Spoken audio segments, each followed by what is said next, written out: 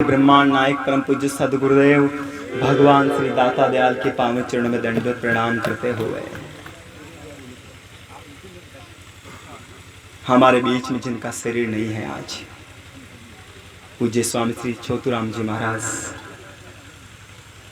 मानाराम जी के ऊपर दाता दयाल की विशेष कृपा बनी रही और दाता दयाल सहित मानाराम जी सहित छोटूराम जी महाराज के ऊपर विशेष कृपा बनी रही और उन्हीं के मुखार बिन से जो ज्ञान रूपी बारिश बह रही थी, जिसमें आप और हम सबने स्नान किया, आज उन कृपा से अपन सब यहाँ एकत्रित है।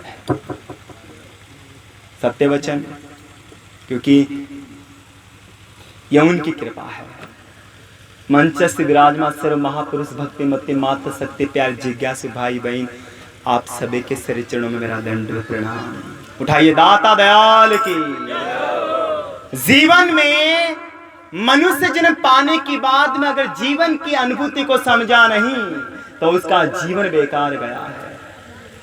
एक माँ का इकलौता बेटा अगर कहीं मेले में बिछड़ जाए तो वो माँ उस बेटे के बिना रह नहीं सकती है। एक स्टूडेंट उस जीवन के लक्ष्य को प्राप्त करना चाहता है तो स्टडी बिना रह नहीं सके। एक भक्त उस प्रभुताई की प्राप्ति, उस आनंद की प्राप्ति करना चाहता है तो उसके बिना रह नहीं सकता है। उसी प्रकार एक शिष्य अपने गुरुदेव से सच्चा प्रेम और गुरुदेव की अनुभूति की प्राप्ति करना चाहता है तो उसके बिना रह नहीं सकता है। इसलिए कहा गया है उसके बिना जीने की चाह नहीं है, अभी मर जाऊं कोई परवाह नहीं है, लेकिन उम्मीद है एक बार उससे दीदार करने की, वरना इस दुनिया में किसी गम की परवाह नहीं है। हमारे को उससे प्राप्त करना है, उसकी अनुभूति करना है और उसके लिए मिला हमारे जीवन में मनुष्य जन्म। और इस मनुष्य जन्म पाने के बाद में जो सत्संग की अनुभूति कर लेता है उसका जीवन धन्य बन जाता है। रामचरितमानस में तुलसी बाबा कहते हैं, बिन सत्संग विवेक न होई, राम कृपा बिना सुलभ न सोई। राम की कृपा हो गई है, सत्संग में भी आ गए, लेकिन सत्संग में आने के बाद में अगर हमारा विवेक नहीं जगा तो समझ लो हमारा जीवन बेकार गया है। ज्ञान के साधन विवेक वैराग्य सठ सम्मति मुमुक्षुता श्रवण मनन निध्यासन तत्व पद का शोधन। सत्य क्या है, असत्य क्या है, सही क्या है, गलत क्या है, सत्य क्या, झूठ क्या है, ये विवेक हमारे को सत्संग में आकर के जगेगा। लेकिन अगर हमारा विवेक जग गया, पहली सीढ़ी में कठिनाई है, अगर पहली सीढ़ी को पार किया गया तो समझो कि असत्य उससे दूर हटता जाएगा और सत्य की ओर बढ़ता जाएगा। दाता दयाल के शब्द हैं, हमारे सबके शरीर अलग अलग हैं लेकिन उसके अंदर चेतना आत्मा एक है। दाता दयाल के शब्द हैं, शरीरों में अंतर है, आत्मा निरंतर है और यही सतगुरु जी का मंत्र है। हमारे को जो दिखाई दे रहा है वो सब जन्मने वाला है, मरने वाला है, बदलता रहता है, क्योंकि असत है, ये जड़ है, ये दुख रूप है, ये द्वैत है। लेकिन सच्चिदानंद जो आत्मा वो सत्य है, वो चित्त है, वो आनंद है, वो अद्वैत है, वो अपने आप के प्रकाश से प्रकाशित होती है, संसार में सबको प्रकाश देती है। न तद्भास्य सूर्य न शशांको न पावक यद गत्वा न निवर्तन्ते तद्धाम परमम्। गीता जी में 15वें अध्याय का 6वां श्लोक, जिस परम पद को प्राप्त होकर मनुष्य लौटकर वापिस संसार सागर में नहीं आते, उस स्वयं प्रकाश परम पद को न सूर्य प्रकाशित कर सकता है, न चंद्रमा न अग्नि, वही मेरा परम धाम है। और उस पर प्रकाश को पाना है तो हमारे को सत्य का संग करना पड़ेगा। रामचरितमानस में तुलसी बाबा कहते हैं, उमा कहूं मैं अनुभव अपना, सत हरि भजन जगत सब सपना।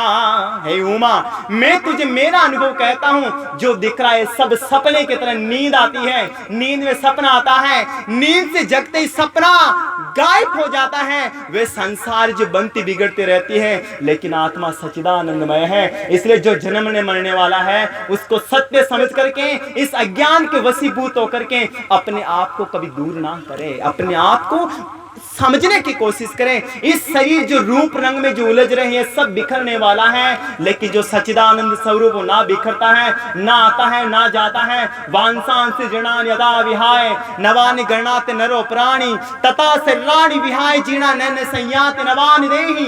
गीता जी में दूसरे अध्याय का 22वां श्लोक है, जैसे मनुष्य पुराने वस्त्र को पहन करके नए वस्त्र, पुराने वस्त्र को छोड़ करके नए वस्त्र पहनता है, उसी प्रकार जीवात्मा है जो पुराने देह को छोड़ के नए शरीर को प्राप्त होती है, लेकिन जन्मती मरती नहीं है। आपको पता होगा तुलसीदास जी महाराज अपनी पत्नी में बड़ा मोह करते थे। तुलसीदास जी महाराज पत्नी में बड़ा मोह। हमारे गांव ऐसा होता है कि जब शादी होती है तो पत्नी को ब्याह कर लेकर आते हैं और 2-3 दिन बाद वापस पत्नी जब मायके जाती हैं। तुलसीदास जी महाराज पत्नी को ब्याह कर लेकर आए थे, कुछ दिनों बाद में जो वापस मायके गई, इधर तुलसीदास जी महाराज की पत्नी मायके गांव में पहुंचली और पीछे के पीछे तुलसीदास जी महाराज भी दौड़ पड़े, मेरी पत्नी दौड़ पड़े। और सामने नाला बह रहा था, इस नाले को कैसे कूदे। एक खेवटिया था जो नाव चलाने वाला, उसको कहते भैया तुम्हारी नाव लेकर आना, मुझे जरा ये नाला पार लगा देना। बोले तुलसीदास जी महाराज बारिश का समय चल रहा है, आप तो मरोगे सो मरोगे, लेकिन मुझे मेरी जात के साथ मुझे भी डुबोगे, मुझे तो नहीं जाना है। तो तुलसीदास जी महाराज मुंह में तुलझे हुए थे, वो खुद कूद पड़े। नाले में बहते हुए चलते थे, एक लकड़ा दिख रहा था, उस लकड़े को पकड़ के चढ़ करके नाला पार किया, घर के पास जाकर पहुंचे। अब मेन गेट तो अंदर से बंद हो रखा है, तो उपाय सोचते कि अंदर जाए कैसे। पीछे जाकर देखा तो एक रस्सी लटक रही थी, उस रस्सी को पकड़ के तुलसीदास जी महाराज घर में प्रवेश किए, अपने पत्नी से जा मिले। तुलसीदास जी महाराज की पत्नी कहती मेरे पतिदेव रात को आधी पैर 12-1 बज रही है, आप कैसे आए? और मेन गेट तो मैं अंदर से बंद कर रखा हूं, कैसे आए आप? तुलसीदास जी महाराज कहते कि व्यवस्था सब हो गई थी। बोले कैसे बताओ? ऊपर छत पे जाकर देखा तो वहां पे रस्सी नहीं, एक बारिश के समय में एक सांप लटक रहा था, उसको रस्सी समझ ली। बोले पतिदेव इस नाले को कैसे कूदे? जाकर देखा तो वहां पे नाले में लकड़ा नहीं फंसा हुआ था, एक मुर्दे की लाश फंसी हुई थी। तुलसीदास जी महाराज की पत्नी को चोट लगती, मेरे पतिदेव ये शरीर नासवान एक दिन मिट्टी का ढेर हो जाएगा। जो बदलता रहता है उस सच्चिदानंद स्वरूप की अनुभूति की ओर नहीं बढ़े। इस नासवान शरीर के मोह में आप इतना उलझ गए कि आपको पता भी नहीं कि लकड़ा है या मुर्दे की लाश, ये रस्सी का सांप। मेरे पतिदेव इतना प्रीत, इतना प्रेत, इतनी प्रीत, इतना प्रेम उस राम से की होती तो अब तक आपको राम मिल जाता। ऐसे चोट लगी, उसी समय तुलसीदास जी निकल पड़े पत्नी को प्रणाम करके तू मेरी गुरु, और निकल पड़े वहां से साधना के लिए। इसलिए भाई आप सबसे प्रार्थना है, हमारे को जीवन मिला है तो मनुष्य ऐसे चला जाएगा, इसलिए इस जीवन में रहते हुए उस आनंद की प्राप्ति करने की कोशिश करें। अचलराम जी महाराज कहते बिना जप योग यज्ञ तप के ये सत्संग भवतारण गंगा, समागम संतों का ऐसा, इन महापुरुषों का समागम से हमारा जीवन धन्य हो जाएगा। बहु सिंधु पार होने को जहाज सत्संग है जग में, खेवटिया महात्मा साधु मुबारिक हो प्रमाण। हजारों खल कुटिल पामर इस सत्संग से तिर गए, हजारों खल कुटिल पामर सत्संग से तिर गए पापी।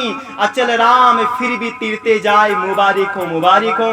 तो आप उन सबको प्रणाम, आप सबसे ही प्रार्थना है, इतने महापुरुषों का हमारे को आज दर्शन मिला है तो यहाँ विराजमान होकर मल वृक्ष से पावन से रहित उत्तम जिज्ञासु श्रद्धा भाव से रहकर सत्संग श्रवण करें। एक बार फिर से सभी महापुरुषों के श्री चरणों में दंडवत प्रणाम। और हमारा सौभाग्य पहली बार बनेवड़ी में आना हुआ है, छोटूराम जी महाराज जी का विशेष प्रेम से निराहा दाता दयाल का पूरा परिवार आज फिर मुझे दर्शन हुआ।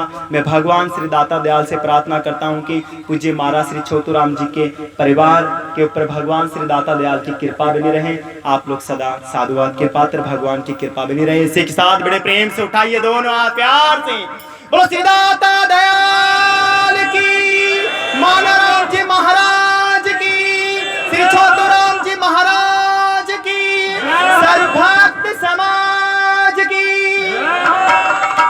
बहुत बहुत धन्यवाद, कृपा। अभी आपके